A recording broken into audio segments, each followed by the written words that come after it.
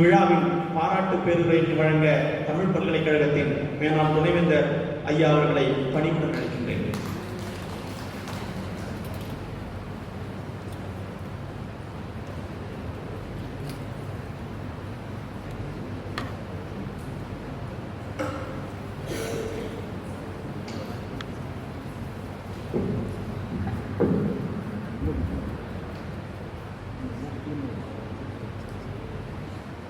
இருந்தமிழே உன்னால் இருந்தேன், இமையோர் விருந்தமிழ்தம் என்றாலும் வேண்டேன். பாரதியார் பல்கலைக்கழகத்தினுடைய மரியாதைக்கும் பாசத்துக்கும் உரிய மாண்பமை துணைவேந்தர் அவர்களே, என்னுடைய பாசத்துக்குரிய இளவர் பாரதியார் பல்கலைக்கழகத்தினுடைய பொறுப்பான பதிவாளர் அருமை தம்பி அவர்களே, 1967 இருந்து 71 வரை பொள்ளாச்சி நாக்காமா கல்லூரியில் புகுமோப்பும் இளங்கலை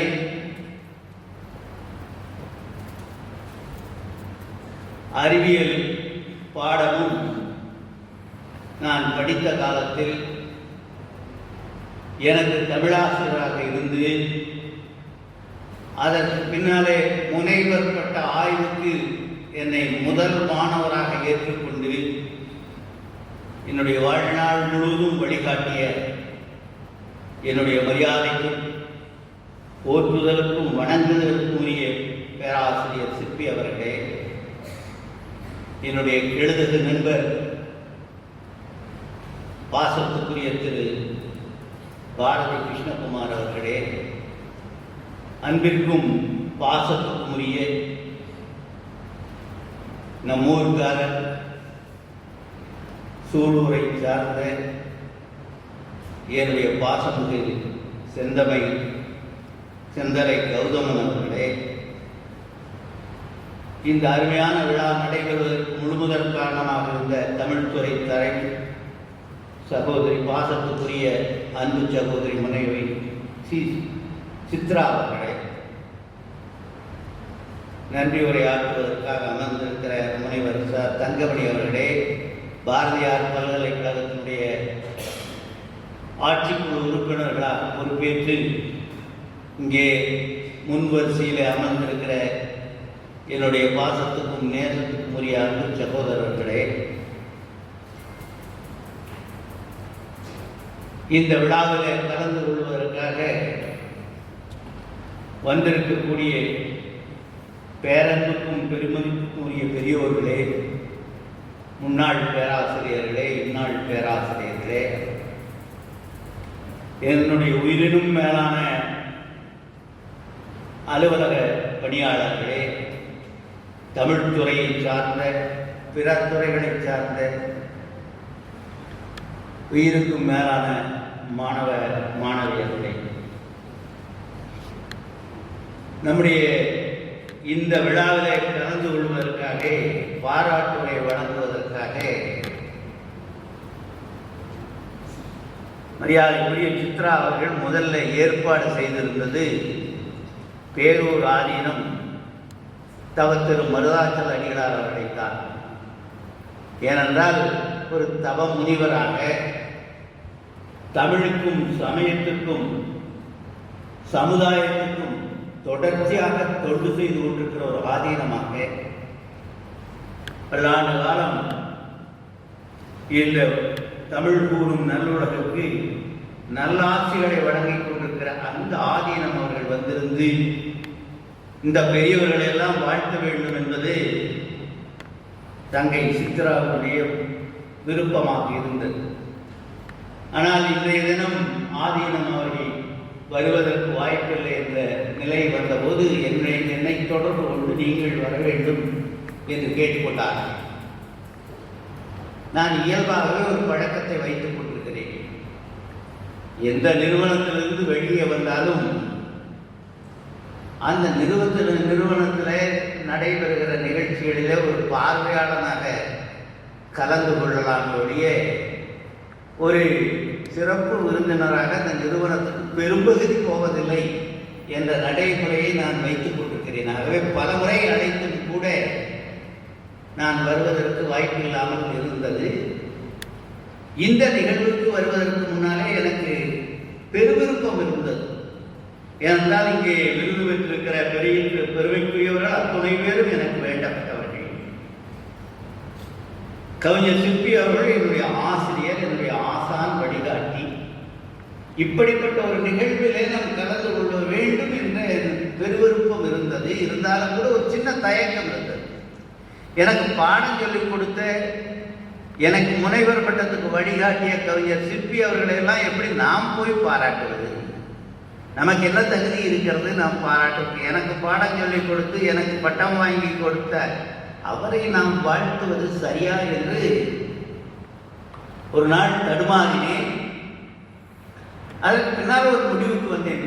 நாம் பாராட்டாவிட்டாலும் கூட அவரை பாராட்டுகிற தகுதியுடையவர்கள் பாராட்டிய சொற்களை எடுத்து இந்த மேடையில் சொல்லி அவர்கள் வாயிலாக பாராட்டிவிட்டு வரலாமே என்று முடிவெடுத்து,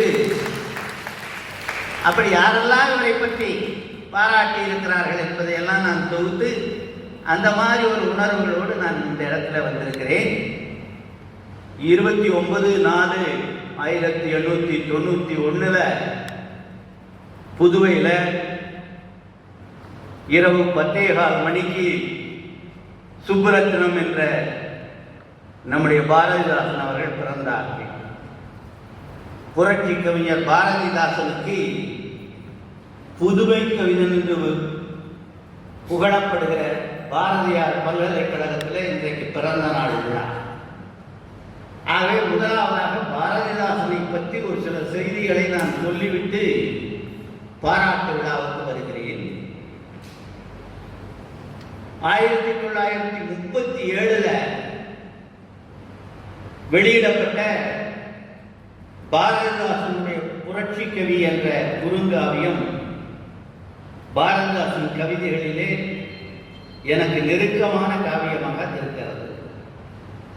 ஏனென்றால் 1963-64 நான் மாமரத்தப்பட்டியில பிறந்து வளர்ந்திருந்தாலும் எங்கள் ஊரில் 5ஆம் வகுப்பு வரைதான் பள்ளியில் செயல்பட்டுக் கொண்டிருந்தது. 1 கிலோமீட்டர் தொலைவில் இருக்கக்கூடிய அரிக்காரன் என்ற ஊரிலே நடுநிலைப்பள்ளி இருந்தது. எனக்கு 1ஆம் வகுப்பிலிருந்து 5ஆம் வகுப்பு வரை பாடம் சொல்லிக் கொடுத்த அந்த புலவர் நாகு ஆர்வம் அவர்கள் நான் 6ஆம் வகுப்புக்கு அரிக்காரன் செல்லுகிற போது அவரும் நடுநிலைப்பள்ளி தலைமை ஆசிரியராக பதவி உயர்வு பெற்று அங்கே வந்தார்கள். 8 ஆண்டு காலம் எனக்கு ஆசிரியராக அவர்கள் இருந்தார்கள். அப்போ நான் 8வது படித்துக் கொண்டிருக்கிற போது 1963-64 அவர் தேசிய நல்லாசிரியர், மாநில நல்லாசிரியர் விருதுகளை எல்லாம் பெற்றவர். தலை சிறந்த ஆசிரியர், தமிழ் பெற்றாளர், ஒழுக்க சீலர். அவர் எதை செய்தாலும் ஒரு முத்தாய்ப்பாக செய்வார்கள். 8ஆம் வகுப்பு நான் படித்துக் கொண்டிருக்கிற போது அரிக்காரன் அரசு நடுநிலைப்பள்ளியில ஆண்டு விழாவில் பாரதிதாசனுடைய புரட்சி கவியை நாடகமாக அரங்கேற்ற வேண்டும் என்று அவர்கள் முடிவெடுத்தார்கள். அப்படி முடிவெடுத்து அந்த புரட்சி கவி என்ற அந்த குறுங்காவியத்தில் கதாநாயகன் உதாரணம், கதாநாயகி அமுதவல்லி. அவர் என்ன நினைத்தாரோ தெரியவில்லை. கதாநாயகன் உதாரணம் கதாபாத்திரத்தில் நீதான் நடிக்க வேண்டும் என்று என்னை ஆணையிட்டு எனக்கு உதாரணம் வேடமிட்டு சண்முக சித்தாறு, செம்பு சித்தாறு என்று சொல்லப்படுகிற அந்த அரிக்காரன் அரசு பக்கத்தில் தண்ணீர் ஓடாமல் காற்று காலத்திலே மணல் மட்டும் ஓடுகிற அந்த சின்ன ஆற்றங்கரையில் மேடை போட்டு பந்தல் போட்டு ஒரு நிகழ்ச்சியை நடத்தினார்கள். அதில் உதாரணமாக நான் நடித்தேன். 63, 64 இப்பொழுது எவ்வளவு ஆண்டு ஆகிவிட்டது என்று நீங்கள் பாருங்கள். பாரதிதாசனுடைய தாக்கம் எந்த அளவுக்கு இருக்கிறது என்பதற்கு இதுவே ஒரு பெரிய உதாரணம். அன்றைக்கு நான் மேடையில் முழங்குவதற்காக மனப்பாடம் செய்து வைத்த அந்த வரிகள் இன்றைக்கு எல்லா மேடைகளிலும் பயன்படுகிறது. பேரன்பு கொண்டவரே, பெரியோரே, என்பெற்ற தாய்மாரே, நல்லிடத்திங்கங்கள், நீரோடை நிலங்களுக்கு நெடுமரங்கள் நிறைந்து விசுக்காடாக பெருவலங்கு நேரோடி வாழ்ந்திருக்க பருக்கைகளின் நெடுங்குன்றில் பிளஞ்சேர பாம்பு கூட்டம் போராடும் பாழ்நிலத்தை அந்த நாளில் புதுக்கியவர் யார்? அழகு நகருண்டாக்கி சிற்றூரு வரப்படுத்த வயலுமாறு தேக்கியனர் வாய்க்கால் வகைப்படுத்தி நெற்றியற விழுந்து பயிர்விளைக்கு நிறைவிளைப்பு தோள்களெல்லாம் எவரின் தோள்கள் கற்பிழந்து மழை பிளந்து கனிகள் வெட்டி களனியலாம் செய்து தந்த கைதாமியார்கள் பொற்றுகளை கடல் முத்தை மடிக்குளத்தை போயெடுக்க அடக்கிய மூச்சு எவரின் மூச்சு. அக்கால உலகிற்கை தலைகீழாக்கி அழகியதாய் வசதியதாய் செய்து தந்தால் இக்கால 4 வருடம் அன்றிருந்தால் இருட்டுக்கு முன்னேற்றமாவதென்று புக்கமையும் உண்டாகும். புறத்துக்கும் இறத்துக்கும் நோய்களுக்கும் கொடிய பாம்புகளுக்கும் இரையாகி பச்சை ரத்தம் சிந்துகின்ற அந்த நாளில் எலியாக புயலாக இருந்தவர்கள் ஏற்றம் கொண்டு விட்டார்கள். மக்களுக்கெல்லாம் அவன் ஏதாவது நன்மை செய்தானா? அந்த மன்னன் யாருக்குமே நன்மை செய்யவில்லை, தீமைதான் செய்தான் என்று அன்றைக்கு அந்த மேடையில புரட்சி கவிஞன் பாரதிதாசனுடைய பாடல்களை நான் மனப்பாடம் செய்து ஒப்பித்தது இன்றைக்கு வரையில எனக்கு நினைவில் இருக்கிறது. இந்த மேடைக்கு அது பயன்படுகிறது. ஆக அந்த புரட்சி கவிஞன் பச்சை ரத்தம் பரிமாறி இந்த நாட்டை வளமாக்கியவர்கள் யார்? அப்படிப்பட்டவர்களால் எளியாக முயலாக இருக்கின்றார்கள். ஏமாந்த காலத்தில் ஏற்றம் கொண்டு ஒரு புலிவேஷம் போடுகின்றான், பொதுமக்களுக்கு புல்லளவு மரியாதை தருகின்றானா என்று இந்த உதாரணம் மக்கள் மத்தியில, ஜனங்களின் மத்தியில கடைசியில உரையாடுவதாக, வீர வசனம் பேசுவதாக அந்த கதாபாத்திரம் அமைந்திருக்கிறது. அந்த புரட்சி கவியை நீங்கள் படித்து பார்த்தால் புல்லரிக்கும்.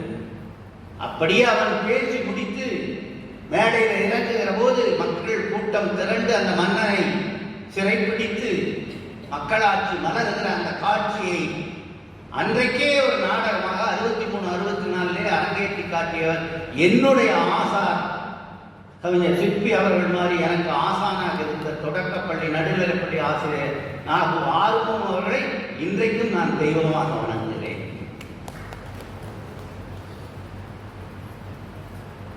பாரதிதாசன் தமிழை படித்தவனை தாய்ந்தெடுத்தார் விடேன் என்றான், சாதிக்கு சாவுமணி அடிப்போம் என்றான், மூடப்படக்கம் முடிவுற்ற கண்ணுறக்கம் ஓடுவதப்போ ஒளிவதப்போ என்றான்.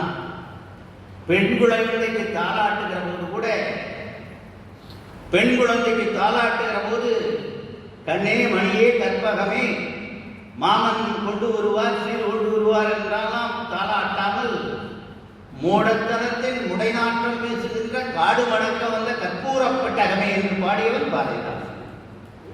அப்படிப்பட்ட பாரதிதாசனுடைய அருமையான விழாவில், பிறந்த நாள் விழாவில் கலந்து கொண்டு என்னால் இயன்ற அளவு சில செய்திகளை சொல்லுவதற்கு வாய்ப்பு கொடுத்த உங்கள் அத்தனை பேருக்கும் முதற்கண் நன்றியை சொல்லி, பேராசிரியர் கவிஞர் சிற்பி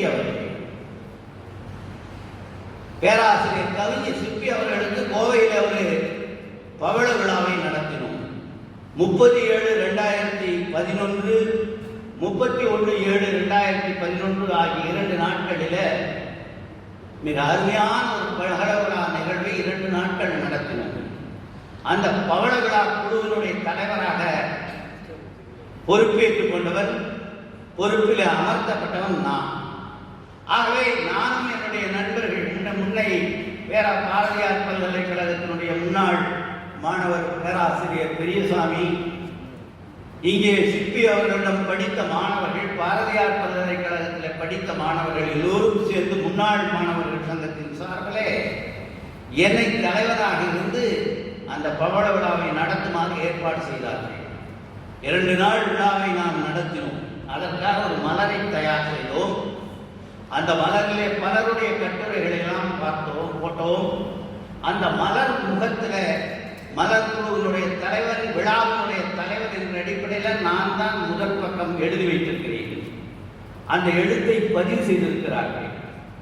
ஆகவே அந்த மலர் முகத்தில் அன்றைக்கு நான் எழுதிய எழுத்துக்கள் இன்றைக்கும் பொருத்தமாக இருந்த காரணத்தினால அந்த மலர் முகத்தில் இருக்கிற செய்திகளை இந்த நேரத்தில் சிற்பி அவர்களை பாராட்டுவதற்கு நான் பயன்படுத்திக் கொள்கிறேன். அந்த மலர் முகத்தில் நானே எழுதியது, நிமிர்ந்து நின்று நேரே பார்த்து நெஞ்சில் பட்டதை வளமாய் சொல்லும் நாட்டுப்புறத்து பண்பாட்டு கவிஞர், எழுத்தும் தெய்வம் எழுதுவோரும் தெய்வம் என்ற தாரக மந்திர தாயின் கருவறை, தமிழை வளர்த்தும் தமிழால் வளர்ந்தும் நாடும் வாழ்ந்திடும் நற்றமிழ் வித்தர், கவித்துவத்தோடு பாடம் நடத்தியதால் பாடம் படிக்கிறோமோ அல்லது பாட்டு படிக்கிறோமோ என்று பிரித்தறிய முடியாமல் மாணவர்களை வகுப்பறையில் கட்டி போட்டு மயக்கத்தில் ஆழ்த்திய மயக்கு ஆசான், மரபில் தோய்ந்து புதுமையில் புகுந்த கவிதையின் பிதாமகன், கிராமத்து நதியாய் வானம்பாடியாய் ஆற்றையும் காற்றையும் அளந்து செதுக்கிய அற்புத சிற்பி, பொள்ளாச்சி நாக்காமா கல்லூரியில 1967 அவரின் மாணவராக பார்த்த அதே கம்பீரம், ஆட்களுக்கான அதே பேச்சு, பாரதியார் பல்கலைக்கழகத்தில் தமிழ் பாடத்திட்ட குழுவில் பல ஆண்டுகள் நான் உறுப்பினராக இருந்தேன். பாரதியார் பல்கலைக்கழகம் தோன்றிய நாளிலிருந்து நான் 27 ஆண்டுகள் இந்த பகுதியிலே ஆசிரியராக பணியாற்றி 2002 இந்த பல்கலைக்கழகத்தினுடைய பதிவாளராக வருகிற வரை தமிழ் பாடத்திட்ட திட்டக்குழுவிலே நான் உறுப்பினராக இருந்தேன். பெரும்பாலான காலங்களில் தமிழ் பாடத்திட்ட குழுவினுடைய தலைவராக பேராசிரியர் சிற்பி அவர்கள் இருந்தார்கள். கொஞ்ச காலம் இளங்கலை பாடத்திட்ட குழுவில் தலைவராக இருந்தார்கள். இங்கே பாரதியார் பல்கலைக்கழகத்தினுடைய துறை தலைவராக வந்த பிற்பாடு முதுகலை பாடத்திட்டத்தினுடைய தலைவராக அவர்கள் பொறுப்பேற்றுக் கொண்டார்கள். ஆகவே முதுகலை பாடத்திட்டத்தில் இருந்தால் கூட தலைவருக்கு அடிப்படையில் இளங்கலை பாடத்திட்டத்திலும் அவர் உறுப்பினராக வருவார்கள். ஆகவே நீண்ட நெடுங்காலம் நானும் அவரும் தமிழ் பாடத்திட்ட குழுவிலே ஒன்றாக இருந்து பணியாற்றினோம் என்று சொல்லுவதை காட்டிலும் போராடினோம். எதற்காக போராடினோம்? அந்த காலத்தில் எல்லா பட்ட வகுப்புகளும் பிஏவாக இருந்தாலும் சரி, பிஎஸ்சியாக இருந்தாலும் சரி, 4 பருவங்களுக்கும் தமிழ் பாடத்திலே வைக்கப்பட்டிருந்தது. ஆனால் அன்றைக்கு புதிதாக துவங்கிய கணிப்பொறி அறிவியல் துறையாக இருந்தாலும் சரி, வணிக அறிவியல் துறையாக இருந்தாலும் சரி, வணிகத்துறையாக இருந்தாலும் மேலாண்மை துறையாக இருந்தாலும் BA, BCom, BSc, computer science என்று புதிதாக அன்றைக்கு தோற்றுவிக்கப்பட்ட பாடங்களுக்கெல்லாம் தமிழ் பாடத்திலேயே கிடையாது. ஆகவே ஒவ்வொரு முறை பாடத்திட்ட கூடுகிற போதும் நாங்கள் என்ன செய்வோம்? எல்லா பாடங்களுக்கும் தமிழை 4 பருவங்களுக்கும் தமிழை பாடத்திலே வைக்க வேண்டும் என்று நாங்கள் தீர்மானம். அந்த தீர்மானத்தை எடுத்துக்கொண்டு கவிஞர் சிற்பி அவர்களும் அவரோடு இருக்கிற பாடத்திட்ட குழுவில் இன்னொரு தலைவர், இவர் இளங்கலையில் இருக்கிற ஒரு முதுகலை தலைவர், முதுகலையில் இருக்கிற ஒரு இளங்கலை தலைவர், 2 பேரும் சேர்ந்து standing committee on academic affairs என்று சொல்லப்படுகிற அந்த குழுவுக்கு போய் அந்த பாடத்திட்ட குழுவை நிறைவேற்ற வேண்டும். அந்த குழுவில் போய் 2 தமிழ்துறை சார்ந்த 2 உறுப்பினர்கள் தான் அங்கே போக முடியும். கவிஞர் சிற்பி அவர்கள் ஒரு போவார்கள். ஒரு காலகட்டத்தில் அரசு கல்லூரியில் இருந்த பேராசிரியர் ஆர்வம் அவர்கள் போய் 2 பேரும் போவார்கள். இப்படி 2 தமிழ் பேராசிரியர்கள் SCAல ஸ்டாண்டிங் கமிட்டி ஆன் அகாடமிக் அஃபேர்ஸ்ல பேசுகிற போது மற்ற அந்த பிகாம் பாடக்கூட்ட தலைவர்கள், பிஎஸ்சி பாடத்திட்ட குழு தலைவர்கள், பிபிஏ பாடத்திட்ட குழு தலைவர்கள் எல்லாம் சேர்ந்து அடித்து உட்கார வைத்து இந்த புதிய பாடத்திட்டெல்லாம் தமிழ் பாடத்தில் கொண்டு வர முடியாது என்று அடித்து உட்கார வைத்திருப்பார்கள். இப்படியே பல ஆண்டுகள் நாங்கள் போராடினோம். ஒரு முறை நான் முடிவு செய்தேன், இந்த வருஷம் உயிரே போனாலும் இந்த பாடத்திட்டத்தை கொள்வதில் நம்ம தமிழை கொண்டாடாமல் விடக்கூடாது, நீங்கள் கடுமையாக பேசுங்க சார் அப்படின்னு சொல்லி தீர்மானத்தை நிறைவேற்றிட்டு நாளைக்கு காலையில் பாடத்திட்ட குழு கூட்டம் இருக்கிறேன். எனக்கு தெரியும், சிபிஎம் கல்லூரியில் ஒரு பேராசிரியர் அன்றைக்கு இருந்தார், வணிகவியல் துறையினுடைய தலைவராக இருந்தார். அவர் தான் கடுமையாக எதிர்ப்பார், இந்த தமிழ் வரக்கூடாது என்பது. நான் சாகும் வரை தமிழை விடமாட்டேன் என்று சொல்லிக் கொண்டிருந்தோம். நீங்கள் செத்தாலும் பரவாயில்லை, நாங்கள் தமிழை நாங்கள் கொண்டு வந்து விடுவோம் என்று சொன்னவன் நான். நாளைக்கு பாடத்திட்ட குழு கூட்டம், இன்னைக்கு மாலையில் நான் பேசுகிறேன். நான் ஒரு 9 ஆண்டு காலம் இங்கே ஆட்சிக்குழுவில் இருந்தவன், ஆட்சி பேரவையில் 9 ஆண்டு காலம் இருந்தவன், பதிவாளராக 3 ஆண்டு காலம் இருந்தவன். பாரதியார் பல்கலைக்கழகம் தொடங்கிய காலத்திலிருந்து அரசு கல்லூரி ஆசிரியர் கழகத்திலே பொதுச் செயலாளரும் தலைவராக இருந்த காலத்தில் நான் இருந்த 27 ஆண்டு காலம் இந்த பல்கலைக்கழகத்தோடு தொடர்பு வைத்துக் கொண்டிருந்த காலத்தினால எல்லா பேராசிரியரும் எனக்கு அறிமுகம். முதல் நாள் இரவு அந்த மேத்தமெட்டிக்ஸ் கணிதத்தினுடைய பாடத்திட்ட குழு தலைவருக்கு ஃபோன் பண்ணேன். ஐயா, உங்க பிஎஸ்சி மேத்தமெட்டிக்ஸ் இருக்கே, அது பெரிய ஒரு தகுதியான பாடமா, கம்ப்யூட்டர் சயின்ஸ் தகுதியான பாடமா? மேத்ஸ் ரொம்ப எல்லாத்துக்கும் வேணுங்க. இப்போ மேத்ஸ் தகுதியான பாடம்னா நீங்க மட்டும் தமிழ் வச்சிருக்கீங்க, கம்ப்யூட்டர் சயின்ஸ் தமிழை விட மாட்டேங்கிறாங்க. ஒன்னா அதுக்கும் வைக்க சொல்லுங்க, இல்லைன்னா உங்க மேத்ஸ் எடுக்க சொல்லுங்க. கெமிஸ்ட்ரி ப்ரொஃபஸர், பிசிக்ஸ் ப்ரொஃபஸர், இப்படி ஜுவாலஜி, பாட்டனி எல்லா ஸ்டாண்டிங் கமிட்டி உறுப்பினர்களுக்கு தொலைபேசி இருக்கு. ஒன்னா உங்களுக்கு எடுக்க சொல்லுங்க, இல்லை எல்லாத்துக்கும் வைக்க சொல்லுங்க. நாளை காலையில் பண்ணலைன்னா நாங்கள் எங்கள் சங்கத்தை கூட்டி போராட்டம் நடப்போம் அப்படின்னு சொல்லி இரவெல்லாம் மிரட்டணும். இந்த செய்தி வாசுதேவன் என்ற அந்த சிபிஎம் கல்லூரியுடைய அந்த துறை தலைவருக்கும் போயிருக்கு. 1989 அந்த 89 நம்பர் ஸ்டாண்டிங் கமிட்டி மீட்டிங்கில் அடுத்த நாள் காலையில் ஸ்டாண்டிங் கமிட்டிக்கு அந்த அஜெண்டா வருகிறது, பொருண்மை வருகிறது. அன்றைக்கு இரவே வாசுதேவன் அவர்கள் இறந்து போயிருக்கிறார்கள், உண்மையான செய்தி. அடுத்த நாள் காலையில் வாசுதேவன் இல்லாத ஸ்டாண்டிங் கமிட்டியில் என் தமிழ் அன்றைக்கு அரியணை ஏறுகிறது. அன்றைக்கு ஸ்டாண்டிங் கமிட்டியில் தமிழை பாடமாக வைப்பது, 2 ஆண்டுகளுக்கு பாடமாக வைப்பது என்று தீர்மானம் நிறைவேற்றப்பட்டது என்பதை இந்த அவையிலே பெருமையோடு சொல்லிக் கொள்கிறேன். அந்த ஸ்டாண்டிங் கமிட்டியிலிருந்து ஆட்சிக்குழு வந்தது. அன்றைக்கு நான் ஆட்சிக்குழு உறுப்பினராக இருக்கிறேன். பேராசிரியர் ராமசாமி அவர்கள் காமர்ஸ் சேர்ந்தவர்கள், கார்பரேட் செக்ரட்டரிஸுக்கு அவர் ஏயூடியின் சார்பில் இருக்கிறார்.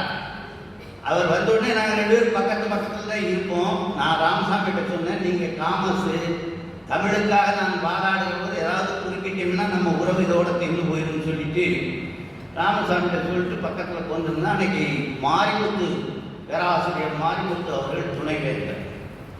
எதிர்கட்சி வரிசையில் இப்படி கொண்டிருக்கிறோம், ஆளுங்கட்சி வரிசையில் அன்றைக்கு சுப்பிரமணியம் என்று சொல்லப்படுகிற கல்லூரி கல்வி இயக்குனர் அவர்கள் அன்றைக்கு வந்திருந்தார். அந்த பக்கம் இருக்கிறார்.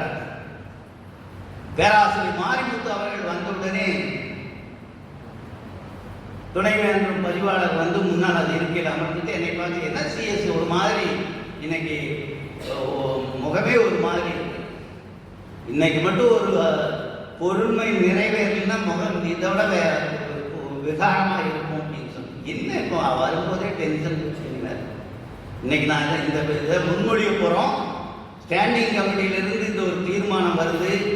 இங்கே காமர்ஸ் வாத்தியார் 2-3-4 பேர் இருக்காங்க. இங்கே ஏதாவது ஒரு ஆள் காலி ஆகிட்டார் ஏற்கனவே. அதனால் யாராவது குறுக்க நின்னாங்கன்னா நீங்கள் தான் காப்பாற்றணும்னு சொன்னேன். பார்த்துக்கலாம் விடுங்க. அந்த பொருண்மை வந்தது. அங்கிருந்து ஆட்சிக்குழுவிலிருந்து 3-4 பேர் எதிர்த்து பேசினாங்க. நான் கடுமையாக போராட்டினேன். பல்லாண்டு கால போராட்டம். நானும் கவிஞர் சிற்பி அவர்களும் தீர்மானம் போட்டு எத்தனையோ காலமாக கொண்டு வந்து இன்றைக்கு தான் ஸ்டாண்டிங் கமிட்டியில் பாஸ் ஆகி வந்திருக்குது. இதை தொலைத்து விடாதீர்கள் ஐயா.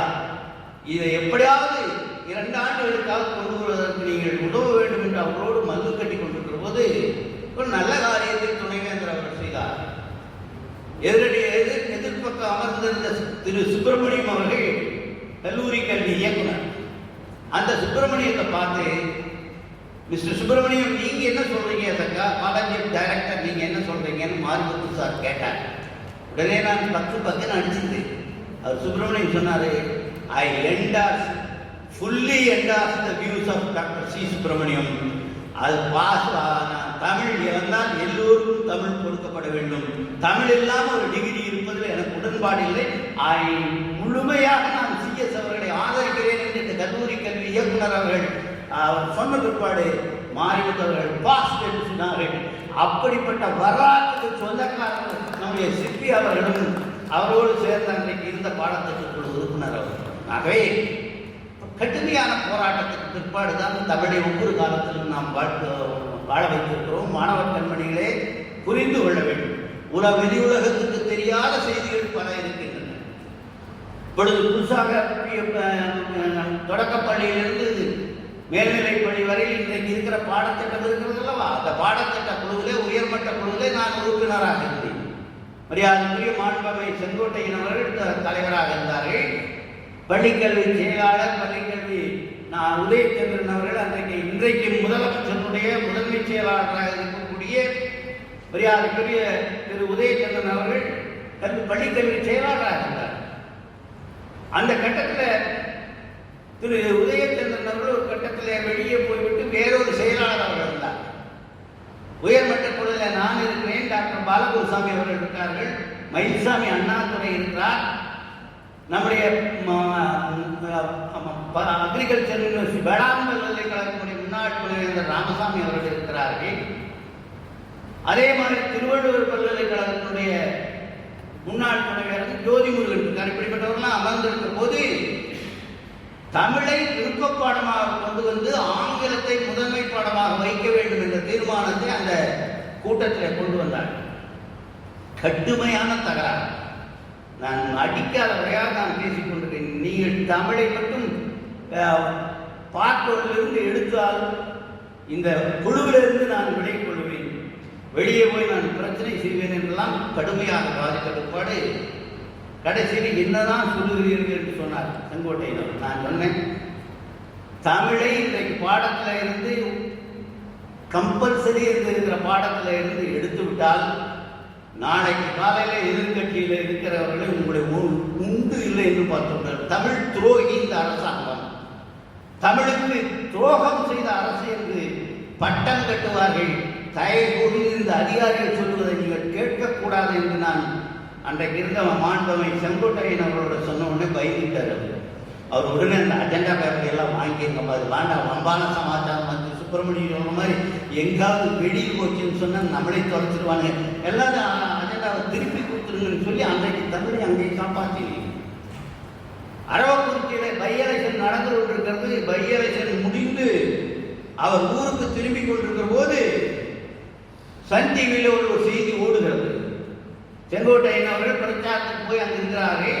அவருக்கே தெரியாமல் இந்த அதிகாரிகள் மீண்டும் அந்த அஜெண்டாவில் தமிழை பார்ட்டோனிலிருந்து எடுத்துவிட்டு ஆங்கிலத்தை பார்ட்டோனுக்கு கொண்டு வருவதற்காக முயற்சி செய்து சன் டிவியில் ஓடிக்கொண்டிருக்கிறது. அரசாங்கம் பரிந்துரை செய்திருக்கிறது. உடனடியாக நான் செங்கோட்டையன் அவர்களுக்கு கோவையிலிருந்து தொலைபேசியில் பேசினேன். எங்கே இருக்கிறீர்கள் என்று கேட்டேன். நான் அரவக்குறிச்சியிலிருந்து கோவைக்கு போய் கொண்டிருக்கிறேன். நீ கோவைக்கு போய் கொண்டிருக்கிறீர்கள், இந்த அதிகாரிகள் எல்லாம் சேர்ந்து இந்த தமிழை எடுத்திருக்கிறார்கள், பார்த்தீர்களா என்று கேட்டேன். யார் சொன்னாங்கன்னா, எனக்கு தெரியாமல் எப்படி எடுப்பாங்க? ஓடிக்கிட்டு இருக்கு, டிவியில் ஓடிக்கிட்டு உங்களுக்கு தெரியாமல் எடுக்கிறானான்னு கேட்டுருக்கீங்களா? எந்த டிவியில் ஓடு? சன் டிவியில் ஓடிக்கிட்ட தந்தி டிவியில் ஓடிக்கிட்டுன்னு சொன்னேன். கார் நிறுத்துறான்னு சொல்லிட்டு அங்கே ஓரமாக நிறுத்தி தந்தி டிவிக்கு ஃபோன் பண்ணி என்ன செய்தி போட்டிருக்கீர்கள் என்று கேட்டார். இதை சொன்ன உடனே அங்கேயே இருந்து தமிழை பார்ட்டோனிலிருந்து நாங்கள் எடுக்க மாட்டோம், இது தவறான செய்தி என்று அறிக்கை விட்டுவிட்டு கோவைக்கு போய் என்னிடம் அங்கிருந்து தொலைபேசியில் பேசினார். மறுபடியும் என்ன செய்தி மாற்றி சொல்லிக் கொண்டிருக்கிறார்களா, கேட்டீர்களா என்று கேட்டார்கள். ஆம், இப்பொழுது அமைச்சர் மறுப்பு அறிக்கை என்று வந்திருக்கிறது என்று சொன்னேன்.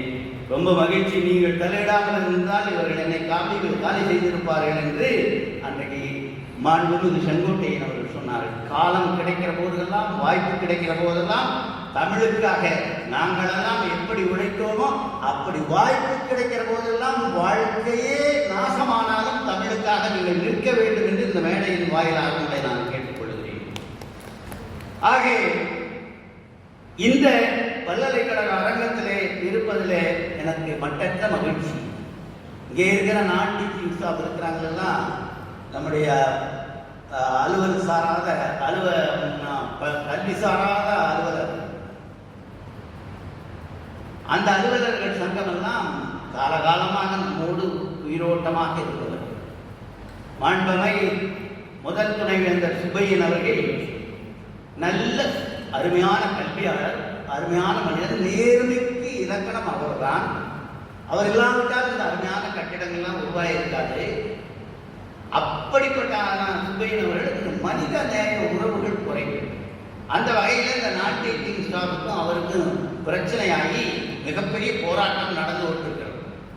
அந்த போராட்டத்துக்கு வருவதற்காக பேருந்து, பல்கலைக்கழக பேருந்து வடவள்ளி பக்கத்தில் வந்தபோது, கல்வியரம்பாளையம் பக்கம் வந்தபோது, போராட்ட களத்துக்கு இந்த வாயிலுக்கு வருவதற்காக ஒரு 10-20 பேர் கையை நீட்ட அந்த 20 பேரை நேரேற்றி கொண்டு பேருந்தை மறித்தார்கள் என்று கொண்டு போய் ஒரு 10-40 பேருக்கு மேலே கொண்டு ஜெயிலில் போட்டாங்க. சிறைக்கு கொண்டு போவதற்காக அவர்களை எல்லாம் கொண்டு போய் அடைத்து வைத்திருந்தார்கள். உடனடியாக எனக்கு தகவல் வந்தது. நான் அரசு கலைக்கல்லூரியிலே ஆசிரியராக பணியாற்றி கொண்டிருந்தேன். உடனடியாக ஒரு வழக்கறிஞரை அழைத்து போய் அங்கே போய் அவர்களெல்லாம் பிணையில் எடுப்பதற்காக முயற்சி செய்து, அன்றைக்கு மேஜிஸ்ட்ரேட்டாக இருந்தவர்கள் ஒரு பெண் கைக்குழந்தையோடு இருக்கிறார். அவருடைய வீட்டுக்கு போய் எங்களுடைய இந்த அலுவலர்களையெல்லாம் நீங்கள் விடுவிக்க வேண்டும் என்று சொல்லி அவரை வீட்டிலே இருந்தவரை கைக்குழந்தையோடு வர சொல்லி இரவு 8 மணிக்கு மீண்டும் நீதிமன்றத்துக்கு வர சொல்லி நம்முடைய நண்பர்களை எல்லாம் விடுவித்து அவர்களை எல்லாம் வீட்டுக்கு கொண்டு வந்து சேர்த்ததுனால இன்றைக்கு வரையிலும் நம்மை கண்டால் உயிரோட்டமாக அன்போடு மகிழ்ச்சியோடும் அவர்கள் இருப்பதை நான் இன்றைக்கு நினைத்து மகிழ்ந்து போகிறேன். நான் பிஹெச்டி வைவா இங்கே தான் நடந்தது. எனக்கு சிற்பி அவர்கள் இங்கே பாரதியார் பல்கலைக்கழக நான் பதிவு பண்ணும்போது அவர் பொள்ளாச்சியில் இருந்தார்கள்.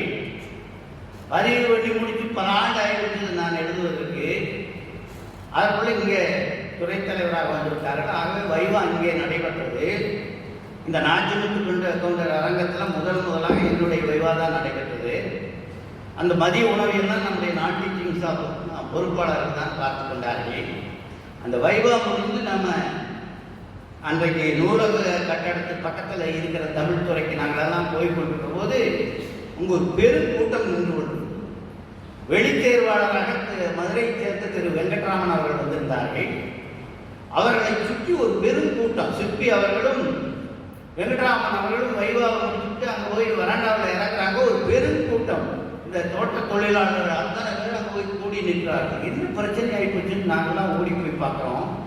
அவங்க போய் வெங்கட்ராமன் சாரை பார்த்து சொல்லிட்டு இருக்காங்க, சார் எங்கள் சிஎஸ் சார் நல்லவர், எங்களுக்கெல்லாம் நிறையா பண்ணியிருக்காங்க, எப்படியாவது பார்த்து அதுக்கு ஒரு பிஹெச்டி கொடுத்துருங்க, அது கொடுக்காம போயிடாதீங்க சார்னு சொல்லி அவர்கள் கெஞ்சி கேட்டதை அவர் தான் பார்த்தா பிஹெச்டி கொடுக்குறவர் அவர் எங்காவது தொலைச்சிட்டு போயிட்டார் என்ன பண்ணுறதுன்னு. அந்த தோட்டத்தில் வழியாற்றி கொண்டவர்கள் சேலையை மடித்து கட்டி கொண்டு எனக்காக போய் கெஞ்சிய அந்த நிகழ்வு இன்றைக்கும் என்னுடைய மனதில் நிழலோடி கொண்டிருக்கிறது என்பதை பெருமையோடு இந்த நேரத்தில் தெரிவித்துக் கொள்கிறேன். வெங்கட்ராம அசந்து போயிட்டார். இப்படிப்பட்ட ஒரு உணர்வோடு இருக்கக்கூடிய மக்களை எல்லாம் சந்திப்பதற்கு வாய்ப்பை ஏற்படுத்தி கொடுத்த சித்ரா அவர்களுக்கு நெஞ்சார்ந்த நன்றியை நான் சொல்லிக்கொண்டு, இந்த மகாகவியை நான் ஏற்கனவே சொன்னது போல நான் பாராட்டுவது சரியாக வராது, நான் மாணவன். ஆகவே தமிழருவி மணியன் அவர்கள் இந்த மகாகவி ராமானுஜரை போல 125 ஆண்டு காலம் வாழ வேண்டும் என்று தமிழருவி மணியன் அவர்கள் வாழ்த்தினார்கள். அந்த வாழ்த்தை, மணியன் அவர்களுடைய வாழ்த்தை நான் இந்த நேரத்திலே அவர் வாயிலாக சொல்லி இவரை வாழ்த்துகிறேன். இந்த மகாகவி ராமானுஜரை போல 125 ஆண்டு காலம் வாழ வேண்டும். கவிஞர் வாலி அவர்கள் கவிஞரை பாராட்டுகிறார்.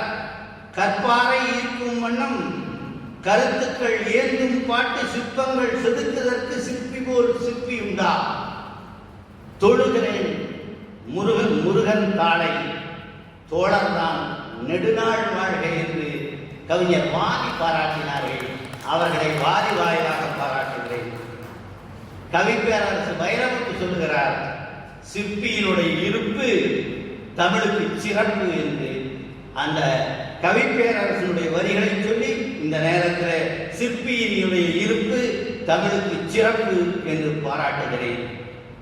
வைகோ அவர்கள் சொன்னார்கள், கவிஞர் சிற்பி 1000 பிறைகட்டு பல்லாயிரம் நலங்கண்டு வாழ்க என்று வைகோ அவர்கள் பாராட்டிய அந்த பெரிய மனிதர்களெல்லாம் பாராட்டிய பாராட்டுக்களை எல்லாம் இவர்களுக்கு நான் சமர்ப்பித்து பல்லாயிரத்தாண்டு இந்த விண்ணுள்ளளவும் இந்த மண்ணுள்ளளவும் நான் போற்றுகிற தமிழுள்ளளவும் என்னுடைய ஆசிரியர் வாழ வேண்டும், அவர் வாழ்வும் என் வாழ்வும் சேர்ந்து அவர் வாழ வேண்டும் என்று அன்போடு இந்த நேரத்திலே வாழ்த்தி, அவர் பத்மஸ்ரீ விருது பெற்றவர் போல இன்னும் பல விருதுகளை பற்றி பலரை விருதுவரச் செய்து வாழ வேண்டும் என்று வாழ்த்துகிறேன்.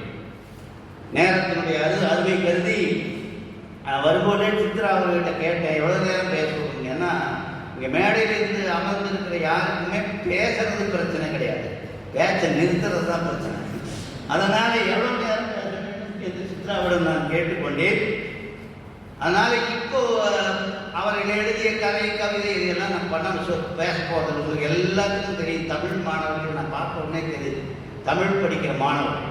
பாரதி கிருஷ்ணகுமாரை பற்றி எல்லாம் தெரிஞ்சு வச்சுருப்பீங்க, செந்தமலை கௌதமன் ஐயாவை பற்றி தெரிஞ்சு வச்சுருப்பீங்க, சிற்பி என்னென்ன எழுதினார்னு உங்களுக்கு தெரியும். ஆகவே நான் சுருக்கமாக அவர்களை பாராட்டி முடித்துக் கொள்வேன்.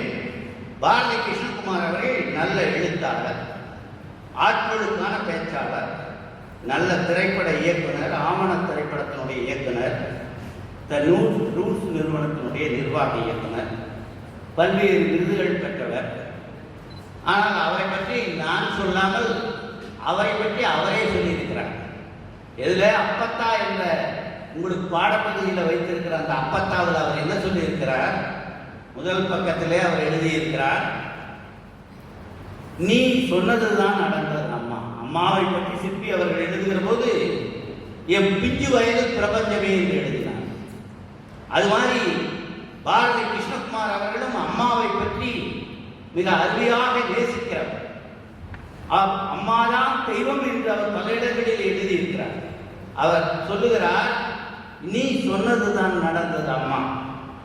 பொறுப்பற்றவனாக, பிழைக்க தெரியாதவனாக, கோழையாக, கஷ்டம் தெரியாதவனாக, சம்பாதிக்க துப்பில்லாதவனாக, வீட்டுக்கு பயனில்லாதவனாக, போதையில் திரிபவனாக, தன்னிலையிலிருந்து தெருவிலே கிடப்பவனாக, சோத்துக்கு சிங்கி அடிப்பவனாக, போலீஸ் வீட்டுக்கு தேடி வருகிற புள்ளியாக, பெண் பித்தனாக, சொத்தெல்லாம் வித்து வீதிக்கு வருபவனாக, ஒரு வேலைக்கும் லாயக்கில்லாதவனாக, வேலை பார்க்கும் கூலி பார்க்க தெரியாத மூடனாக நான் ஆவேன் என்று மற்றவர்கள் சொன்னதெல்லாம் பொய்த்து நீ சொன்னதுதான் நடந்ததம்மா என்று அவர்கள், அம்மா நீ நல்ல ஆளா வருவியா, நீ சிறப்பா வருவியா என்று அவங்க அம்மா சொன்னதை எதிர்மறையாக யாரெல்லாம் சொன்னார்களோ அதை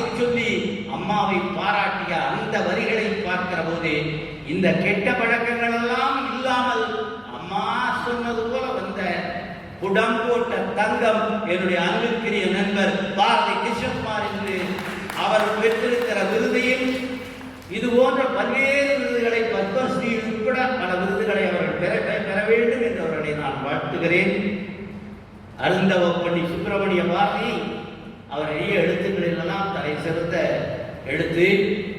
அப்பத்தா என்ற அவருடைய அந்த நூலை முழுமையாக நான் படித்தேன். நான் மாமரத்துப்பட்டி என்ற ஒரு நூலை எழுதியிருக்கிறேன். கவிஞர் அவர்களுடைய கிராமத்து நதி என்ற அந்த கிராமத்து மாந்தர்களைப் போல என்னுடைய மாமரத்துப்பட்டியில் என்னுடைய கிராமத்தில் இருந்த சாதாரண மனிதர்கள் பற்றி என்னுடைய ஆசானின் வழியிலிருந்து கிராமத்து நதியை போல மாமரத்தைப்பட்டியும் எழுதியிருக்கிறேன். அதில் என்னுடைய அப்பத்தா, அந்த அப்பத்தாவை பற்றி நான் எழுதியிருக்கிறேன்.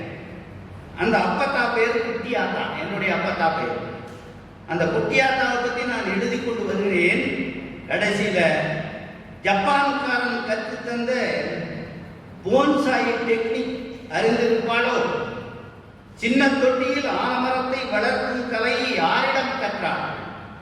குட்டியாத்தா மறைந்த பின்னே அட்டாவிதானிகள் அருகி போனார்கள் என்று எல்லா வேலையும் ஒரே நேரத்தில் செய்யக்கூடிய தலை சிறந்தவள் என்னுடைய அப்பத்தா என்று நான் எழுதிய அதே மாதிரி, அல்லது பாரதி கிருஷ்ணகுமார் அவர்கள் எழுதிய அந்த அப்பத்தா மாதிரி நான் அந்த மாமரத்துப்பட்டியில எழுதியிருக்கிறேன் என்று சொல்லி, அந்த அப்பத்தா என்னை மிகவும் கவர்ந்த பாத்திரங்களிலே ஒன்றாக இருக்கிறது என்று இந்த நேரத்தில் சொல்லி, அவரும் பல்லாண்டு காலம், பல்லாயிரத்து ஆண்டு காலம் இந்த விண்ணுள்ளளவு மண்ணுள்ளளவு வாழ வேண்டும் என்று வாழ்த்தி, அடுத்தபடியாக நம்முடைய செந்தலை கௌதமன் அவர்களை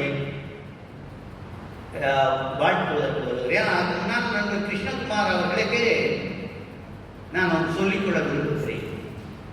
அவரை நான் என்னை சந்திக்கிற போதெல்லாம் சொல்லுவார்கள், நீங்கள் உங்களுடைய வாழ்க்கை வரலாற்றை எழுத வேண்டும். ஒன்று, வாழ்க்கை வரலாறு முழுவதும் எழுதாவிட்டாலும் பரவாயில்லை, தமிழ்நாடு அரசு கல்லூரி ஆசிரியர் கழகத்தினுடைய தலைவராக இருந்து இந்த பல்கலைக்கழக அரங்குகள் எல்லாம் நீங்கள் ஊழியர்களுக்காக ஆசிரியர்களுக்காக பாடுபட்ட அந்த செய்திகளை நீங்கள் பதிவு செய்ய வேண்டும் என்று கேட்டுக்கொள்வார்கள். நீங்கள் பேசுவீங்க, எழுத மாட்டீங்கன்னு எனக்கு ஒரு நாள் கோவப்பட்டு சொன்னார்கள். அன்பான கோபத்தோடு, நீங்கள் பேசுவீங்க, எழுத மாட்டீங்க எனக்கு தெரியும், நீங்கள் அந்த குறிப்பை மட்டும் என்னிடம் கொடுத்து விடுங்கள். பாரதி கிருஷ்ணகுமார் உங்களுக்காக அதை நான் பதிவு செய்து ஒரு நூலாக வெளியிடுகிறேன் என்று என்னை கேட்டுக்கொண்டார்கள்.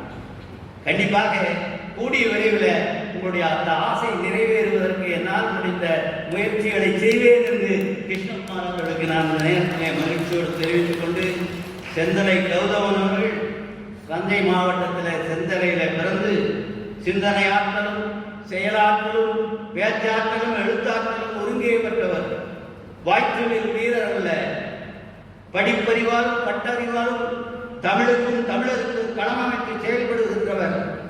பெரியாரிய மார்க்சிய தமிழ் தேசிய ஆர்வலர் ஆவேந்தன் மீது அளவற்ற பற்றாளர். திருச்சியில 1976 78 வரையிலும் 78 இருந்து பல்லாண்டு காலம் 37 ஆண்டு காலம் சர்வஜன பள்ளியிலும் தமிழாசிரியராக பணிபுரிந்து தமிழுக்கும் சமுதாயத்துக்கும் இந்த பகுதிக்கும் பெரும்பணியாற்றினார். சூலூரை பற்றியும் கோவையை பற்றியும் அவர் எழுதாத எழுத்துக்கள் இல்லை. ஆகவே அவருடைய எழுத்துக்களிலெல்லாம் அறிஞர் அண்ணாவினுடைய 123 தொகுதிகளை அவர் தொகுத்தது தலை சிறந்த படைப்பு. சர்வஜன பள்ளியில அன்றைக்கு தலைமை ஆசிரியராக திரு SS ராஜகோபாலன் அவர்கள் இருந்தபோது தலைமை ஆசிரியர் சங்க தலைவராக வந்தார். நான் அரசு கல்லூரி ஆசிரியர் சங்க தலைவராக இருந்தேன். அன்றைக்கு எம்ஜிஆர் அவர்கள் குரூப்பில் இருந்தார். அந்த காலத்தில் தொடக்கப்பள்ளியிலிருந்து பல்கலைக்கழக ஆசிரியர் சங்கம் வரை ஏறத்தாழ 110 சங்கங்கள் ஒன்றிணைந்து ஜக்டி என்ற ஒரு அமைப்பை ஏற்படுத்தி அதற்கு ஒரு உயர்மட்ட குழுவை ஏற்படுத்தினார்கள். அந்த உயர்மட்ட குழுவில் 13 பேர் உறுப்பினர். கல்லூரி ஆசிரியர்கள் சங்கங்கள் அத்துணை சார்பாகவும் என்னை உறுப்பினராக வைத்திருந்தார்கள். SS ராஜகோபாலன் அவர்கள் தலைமை ஆசிரியர் சங்க உறுப்பினராக இருந்தால் அந்த 13 பேர் சேர்ந்து 48 நாள் போராட்டம் நடத்தினோம். அந்த 48 நாள் போராட்டத்திலும் SSR அவர்களுக்கு பக்க துணையாக இருந்து அந்த போராட்டத்தை போர்க்களத்தில் இருந்து நடத்துவதற்கு எல்லா ஏற்பாடுகளும் செய்தவர் நம்முடைய செந்தலை கௌதமன் என்பதை போர் வீரர், போராட்டக்காரர், வெறித்தனமான தமிழ் உணர்வாளர், எல்லா நன்மைகளையும் பெற்று பல்லாண்டு காலம், பல்லாயிரத்து ஆண்டு காலம் அவரும் வாழ வேண்டும். அவர் அந்த பாளையத்தில் விருது மாதிரி பல விருதுகளை பெற்று அந்த தமிழ் கூறும் நன்றுலகத்துக்கு பணி செய்ய வேண்டும் என்று அவர்களையும் வாழ்த்தி, இந்த 3 பேரும் ஒரே மாதிரி. ஒரு சிலர் பேசுவார்கள், எழுத மாட்டேன். நானே இதோட பேசிக்கொண்டே இருப்பேன், எழுதவே மாட்டேன்.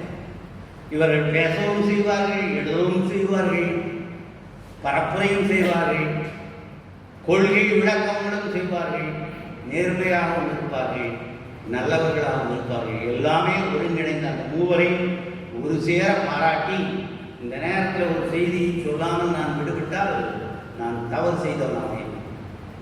நம்முடைய துணைவேந்தர் அவர்கள் தேர்வு செய்வதற்காக ஒரு பொறுப்பு குழு போட்டார்கள்.